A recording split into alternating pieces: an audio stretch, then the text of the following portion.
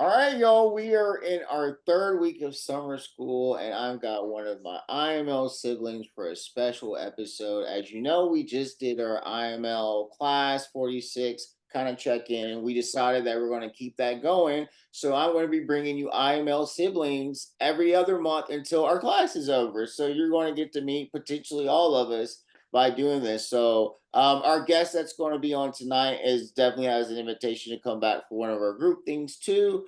Before I get started, remember this is Throwing Light. I'm LTJ Reeds. If you are not throwing light, you're not acting right. Remember, if you want to help support me, you can support Ashwell. Go to ashwellatx.org. Learn about the services they do for our community, both physically, emotionally. They also have a food bank. If you want to donate to that, they will be glad for it. And you do not have to live in Austin to donate. So go over there to ashwellatx.org.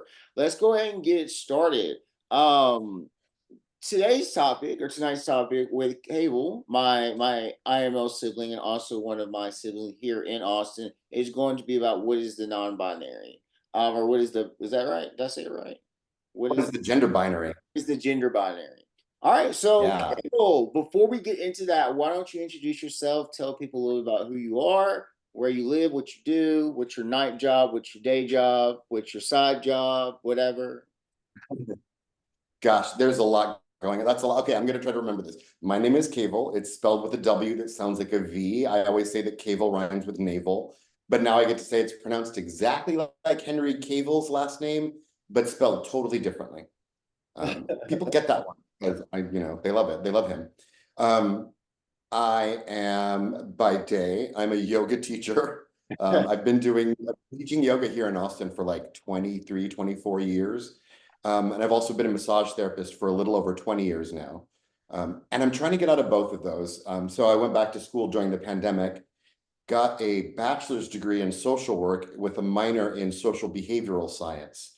And just last month started my master's program at the University of Texas for a master's of science in social work, which is a little bit different than just your regular master's of social work. I am also a part of the leather fetish kink community here in Austin. Have been for a long time, and I'm a behind the scenes kind of person. What does that mean? A lot of times people will ask me. That was a question that came up during IML. They were like, "What do you mean you're a behind the scenes person? You're here."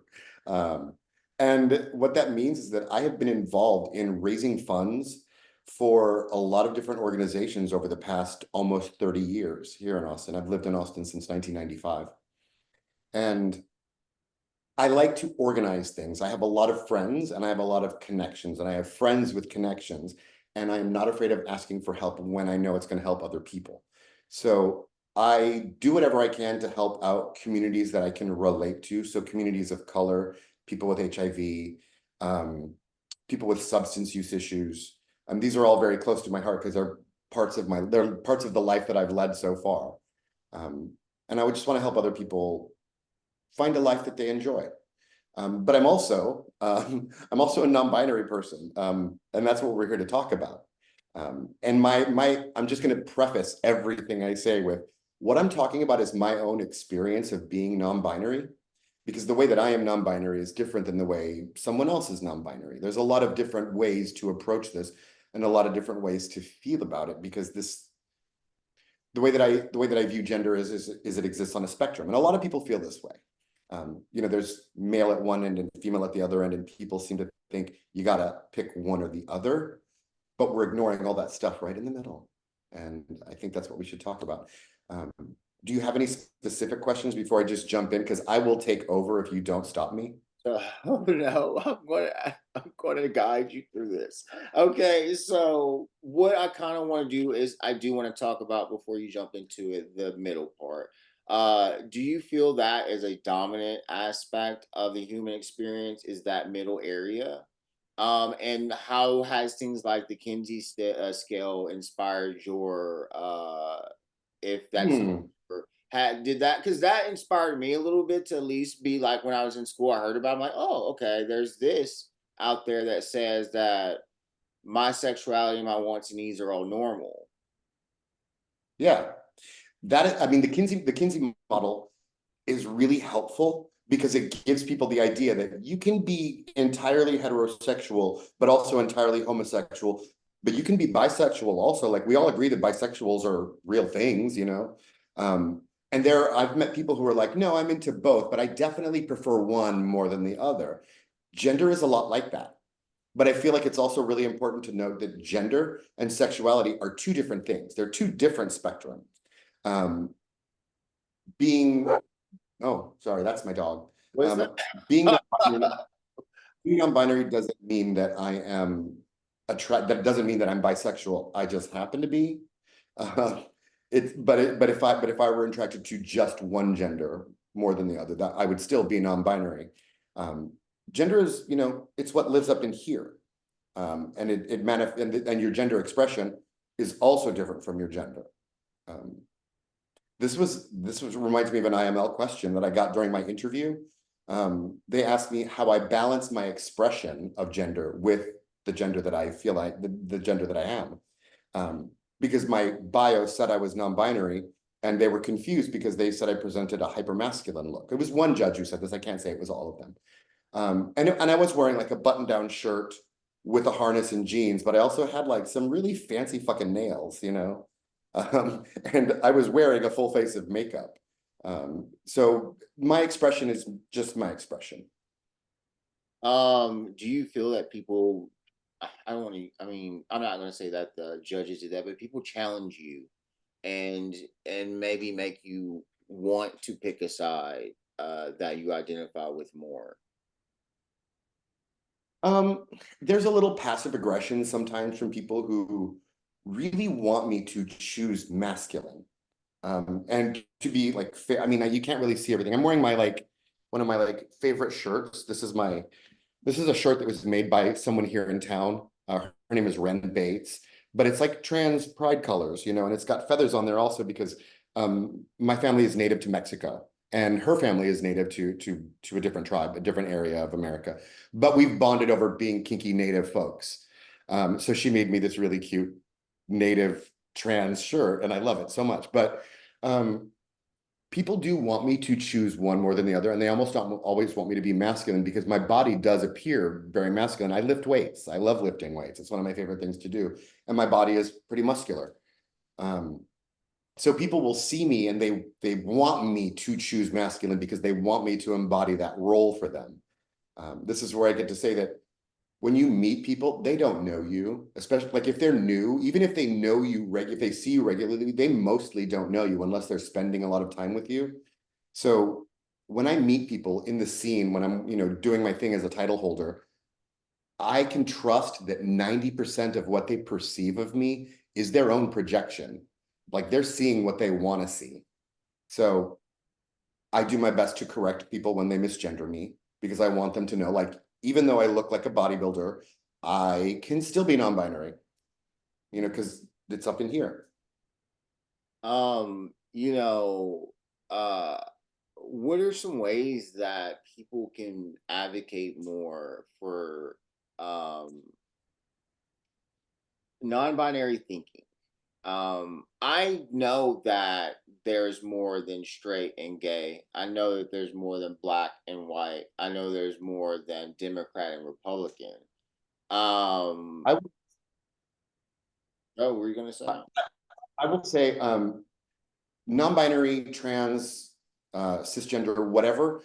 I think that people should get used to correcting people when they misgender, when they are misgendered. You know, like if somebody misgenders me, I will very nonchalantly, not in an aggressive way, just say they or it's them, you know, or I'll just say, oh, I'm non-binary, you know, just really light, really low key for the first couple of times. And if they get it wrong consistently, I might be like, what's going on? You consistently misgender me, and I don't enjoy that. Like, what's going on? Why are you doing that? And more often than not, they will back off and say, I'm sorry, it's just so confusing for me. And I get that. I totally get that.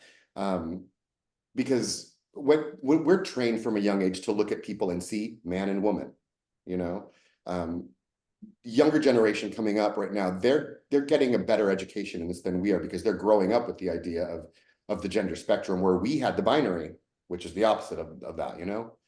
Um, Well, I have a question. So, but how patient do you have to be though? Because obviously you have your limit, but I mean, like, if someone's for the fourth or fifth time not gendering me correctly, then that has to that's a lack of care. Like, shouldn't we It want is. from the for me to think that someone cares about me or wants to make the effort to get to know me, they shouldn't be fumbling seven or eight, nine times to get my gender right. Using someone's pronouns is a sign of respect. And if somebody consistently disrespects me like that, and I can tell this is more than just them forgetting, I'll often tell them like, I don't have time for this. Like, if you're not going to get it right, if you're not going to show me basic human respect, then I'm not going to converse with you. And you've seen me in challenging situations. I'm not an aggressive person, but I do have the ability to set a hard boundary and shut it down.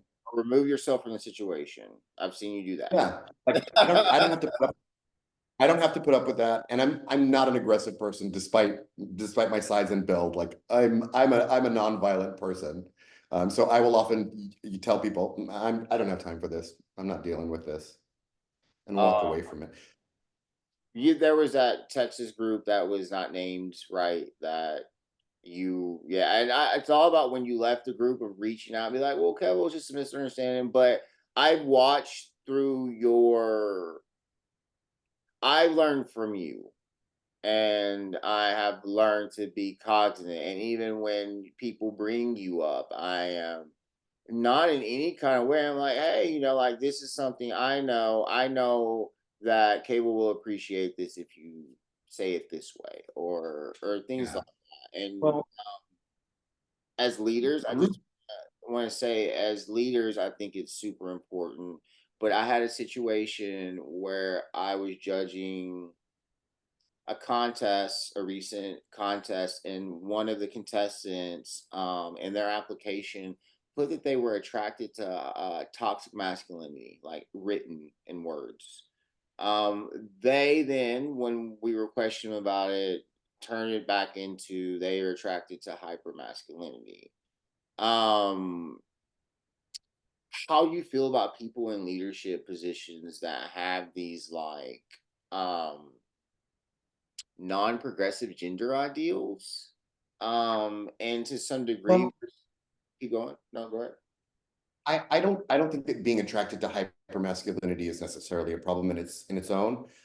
It becomes problematic if they are rude or dismissive to people who don't fit what they're attracted to, though. Like I know that when I open my mouth, a big old purse is going to fall right out. And that's just how I've been my whole life. So I just embrace that about myself. And if somebody doesn't like it, that's fine. They don't have to like this. They don't have to be attracted to this. I'm not, it only matters if I think I'm going to have sex with them or start a relationship with them. If they're just rude for no reason because I'm a little bit Nelly, like that's on them and not on me. I'm completely happy with who I am as a person. Took a lot of work to get there, but it does work. Yeah, what do you think are like some just strategies in the community that we can do that are, as people have been telling me, that we need to call people in more than calling them out? How do we have those conversations? So I think it all comes down to how we approach the people that we meet. A lot of the times when we know people, we know them already, so we don't have to make judgments or guesses on them. But when you meet a new person, I never assume gender. I will always refer to them as in neutral terms until I get the chance to ask, "Hey, what are your pronouns?" And then they'll tell me, and then I know from then on.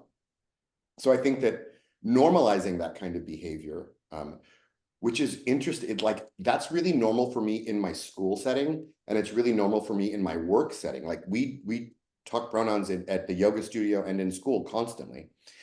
It's not. It doesn't happen as commonly in the queer bars, which I think is really kind of backwards. I think that we should be having that we should be able to have that conversation more often and more easily within queer spaces.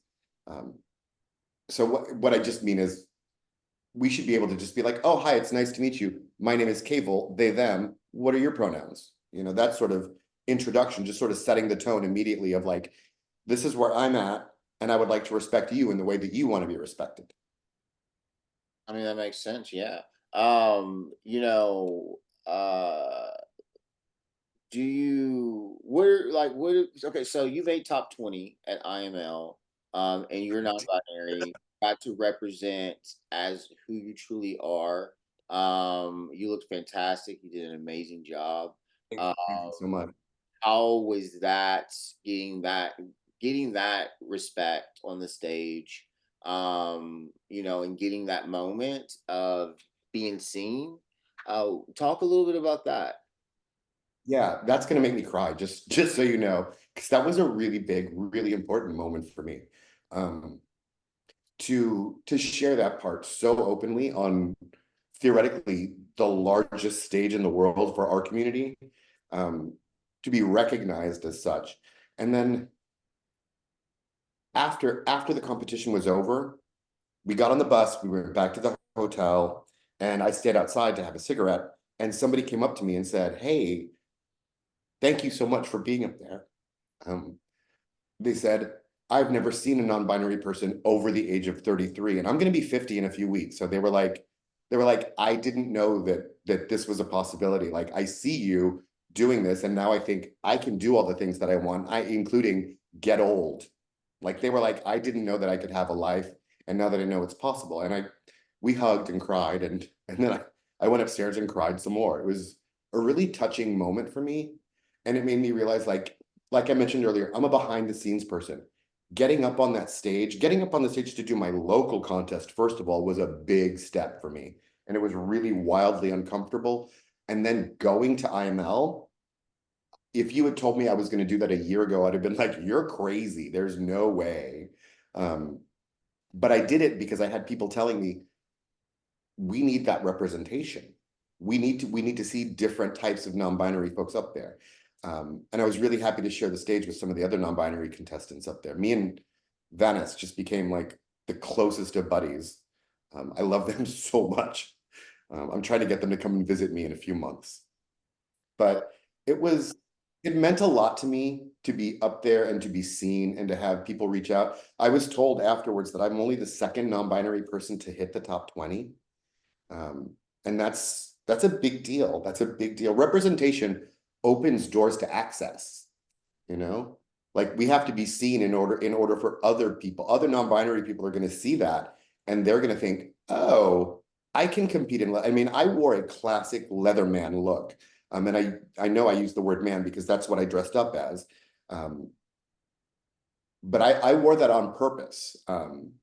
You saw my pecs and personality look. That was very femme. It was a, asymmetrical body harness with a flowing chiffon cape.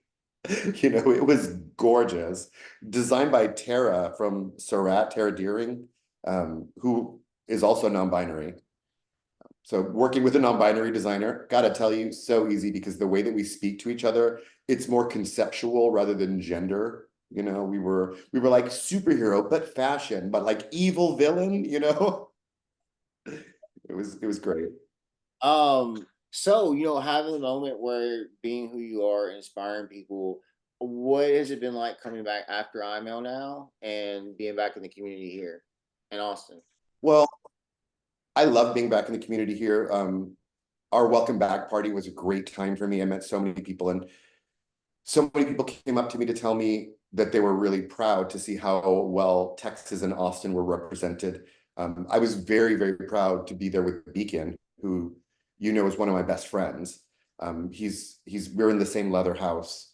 We're very close, and I love him so much. So to not only go to IML but to land in the top 20 with him was just great for me. But I actually had somebody come up to me in school 2 times already so far, at the University of Texas campus. I'm like doing homework, and somebody walked up and said, "Hey, congratulations on your IML run. I watched it from a bar in San Antonio, and I was so proud to see you up there." And then another social worker in my program was like, "Oh my God, you looked so good in your outfit." It's crazy, but I love it. So what you've got quite a bit. Your step down's what, November? What's that? Your step Oh down. yeah, yeah. My So step down is the first week of November, I think. It's the week after your step down. So, what do you have planned now? How do you want to finish your time as person of gear? What do you have So going? I have two things left that I want to do. One of them, what I do every 2 years is I pick different organizations to work with. This is going back for a long time, way before I even held a title. But I pick two organizations to work with for 2 years, and I just do random fundraising events for them. I've raised about 2 grand for the Sobering Center here in Austin, and close to that for Project Transitions also. So I'm going to do another fundraiser for Project Transitions where I sell t-shirts with my slogan, they, them, mayhem. I'm going to sell those with a portion of, well, I'm trying to finalize something with somebody here in town who makes t-shirts so that way they are compensated for their work. And instead of me getting any profit, I'm going to donate everything to Project Transitions. And then the other thing I'm going to do is with a housing facility for people with AIDS here in Austin. There's a housing facility that has 40 some odd units, and they're opening up another one that has like, I want to say like 65 or 70 units there. But it's all for people living with AIDS.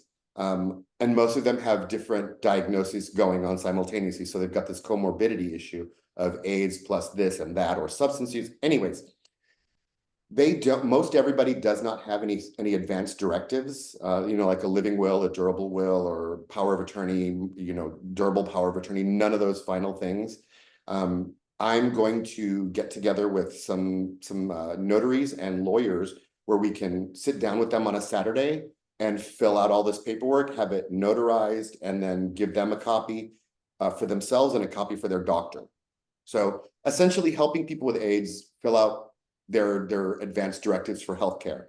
Um, my method of my method of helping people has always been to get hands-on whenever possible. So I'm going to go to these housing facilities and we're going to fill these things out, and they're going to have an actual thing at the end of that that will allow them to have more advocacy within their healthcare. Um, and then of course giving money and time is also great, but I wanted to stay away from only doing bar events. Bar events have really helped me. Like I've raised a lot of money in bars, but I don't want to only do that. I actually want to get into my local community and help them here. And I've also talked to people from other cities around town through some of the Facebook groups for title holders. And they're like, hey, help us do that in Houston. Hey, we want to do that in Dallas. So you may see me in Dallas or Houston soon doing similar things because the program that I'm in at the University of Texas is a dual degree. It's a dual master's program, master's of social work plus Juris Doctorate. So um, law is one of my favorite things. I especially like contract law. I don't want to be a litigator, but I do like words and their ability to make a difference. So contract law seems like it might be for me. I don't know. We'll see. That's awesome. Okay, well, so you got. I mean, I was there. I'm sober and I got to do something with all this time. That's fantastic. I know you're going to do such great things. We're towards the point of the show where I ask everybody the same question, and your answer, if possible, is something other than what we talked about. But do you think there's any area of our community that we are not shedding enough light on, or not shedding any light on? Yeah. The part of our community that needs the help the most is the black trans community, specifically black trans female. But I mean, black and trans, that is, I'm looking at this from the model of the like intersectional feminist model. Intersectional identities mean simply if you are a woman, you face a certain amount of challenges in society simply by being a woman. And if you're black, you face a different sort of challenges just because you're black. And if you are a black woman, you're facing all of those challenges at the same time. So you're dealing with more than any one of those groups on its own. And when you start layering on other identities like disability, sexuality, it all just gets harder and harder. This is called the additive model of intersectional feminism. I mentioned I have a background in social behavioral science, so this is how I get really nerdy. This all these things compound, and it just becomes harder and harder and harder to deal with, and it also, you lose access to a lot of things, job opportunities, educational opportunities, healthcare, these all become harder and harder to access, and we are not doing enough to bring them into areas of opportunity. Um, this is why this is why I like being a behind the scenes person, because when I create an event, I can showcase different voices and shine a little light in that area or raise money for these different organizations. I never say no. If anybody needs help, I'm always like, yes, let's do the thing. That's awesome. Um, is there anything else that you would like to say, Cable? You have brought a lot of Well, knowledge and talk just a little bit more about the gender binary. And and my own perspective on it. I was always told as a child from the time I can remember, the earliest I can remember, quit acting like a girl. I got told quit acting like a girl all the time, and I got told you need to act like a boy. And what I realized was recently is that gender isn't a thing you're born into. It's a role, and I'm just a really bad actor. I can't play male or female. And if you look, whenever someone tells you something like that, when they say you're acting like a girl or you're acting like a boy, what they mean is you're engaging in behaviors that society has decided are male or female. And if you're male, you can only do the male things. And if you're female, you can only do the female things. But here's the thing, I like doing a lot of different things. I, you saw me at IML, I wore hot pink leather, you know, and a lot of people were like, that's a girl color. Or I had, a beautiful gel manicure and people were like, only girls do that, or I'll wear things, I will move in a certain way, I'll speak in a certain way. And people are like, that's femme. And I'm like, no, this is just how I am. This is just me. I looked at a video of myself from when I was like 14 and I was like constantly tucking my hair behind my ears and you can hear my mom, she can say, quit doing that, because she came to have a child that she thought was a boy acting like a girl when really I was just trying to be me. yeah. And that's my own. I like I like many different behaviors. I don't like to limit myself. I enjoy myself and I like to look pretty while I'm doing it. So I'm just going to do what I want to do. And if people don't like it, they can get out of the way. I think that we need you to keep doing whatever you want to do so people will get out of the way. That's what we need. That's the point. I Yeah, want to thank you so much for being on the show. I do want to throw you the invite to come back for another IML I class would love to. you. I'll go ahead and get you on there too. I just want to say it's been great being able to have close proximity of each other as we're doing our different things. It was really cool having two other people, you and Beacon, going to IML together and coming back from that because you're not just coming back home alone. You know what I'm saying, like that or whatever. Like Right.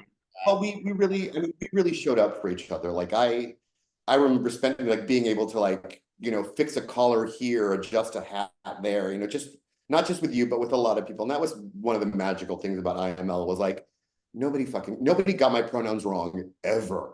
That was so great. I didn't know that I was going to love it that much because I was like, oh, this is going to be the man pageant, and everyone's going to be super manly. But then Venice took the stage in that harness, corset, high heeled boot pup fantasy. And I fell in love in that moment. I was like, here we are at the man pageant, and here comes this non-binary pup just killing this runway. And I was like, that's who I want to be when I grow up. This person half my age, I want to grow up and be them. Venice actually walks like they're on a runway all the time. So we had a conversation. I literally talk to them. I talk to Venice and Moshiel probably a few times a week still. Like we've become really close. We do have our group chat. I try to stay up with that, but I'm hoping that we just take our time of our class and keep going and being there for each other. I am going to show up to some contests and help judge now, and so that's cool to be there to watch some of my sibling step downs and be a part of the judging experience too. You know So what? I want to judge more contests also, but here's the thing. Whenever requests come through, they're like, yes, we want you for the Mister. And I'm like, oh, I'm a non-binary. Like, if you're looking for a Mister, like you got to keep looking. I never push back too hard on that though. I just tell them I'm non-binary. If you want me, I'll come, but don't go there. You mentioned earlier that group that I was a part of and I left.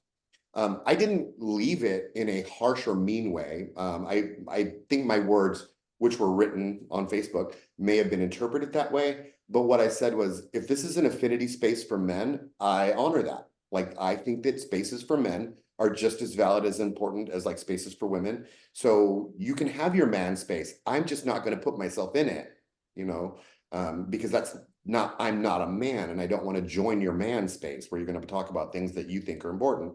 I'm going to go over here and be alone with the where all the other non-binary folks are just kind of hanging out smoking clove cigarettes. I don't think it was taken like I didn't take it like that. I thought you were like, hey, I don't this group isn't for me, so I'm gonna skedaddle. But then they started talking about I think that sometime and I know you encounter this, and the things that I want our Texas leaders to be around, some be mindful is that sometimes we can do things out of ignorance. And that's okay if you're willing to learn from it. But there are certain things and expectations I think that as leaders we should also want to learn and to do better. So that to me, that's also a learning moment that by you doing that, that was also a learning moment to make them aware of how they're presenting themselves and if they want to present themselves in a way that's inclusive and not exclusive. So I mean, the action got the wake up call. You know what I'm saying? Yeah, it worked. It worked because they did shift. They changed the name of the organization and their mission statement and all that. So If you hadn't done I'm that, glad that it worked. so there you go. You changing people's lives by leaving. Just Leaving the situation. You're changing lives by just leaving.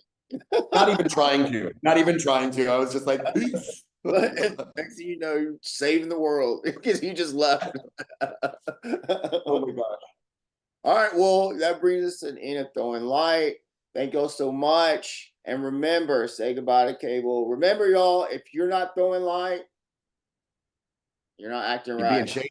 See y'all later. Bye. Thanks.